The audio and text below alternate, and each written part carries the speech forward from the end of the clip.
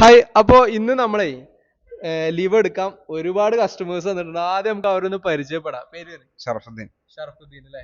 ഖാദർ ബാബു, ഖാദർ ബാബു, അഷ്റഫ്, ഷാഹിർ. ഷാഹിർ ഖാന്റെ അന്ന് നമ്മളൊരു ബെലീനോ ചെയ്തില്ലേ, 3 ലക്ഷം കിലോമീറ്റർ ഓടി വണ്ടി, അത് ഷാഹിർ ഖാന്റെ വണ്ടിയാണ്. ഓക്കെ. അപ്പോ സ്ഥലം ഇവിടെ അല്ലേ? കോട്ടക്കൽ കോട്ടക്കൽ അല്ലേ? കണ്ടത്താണി. രണ്ടത്താണ്. ഓക്കെ.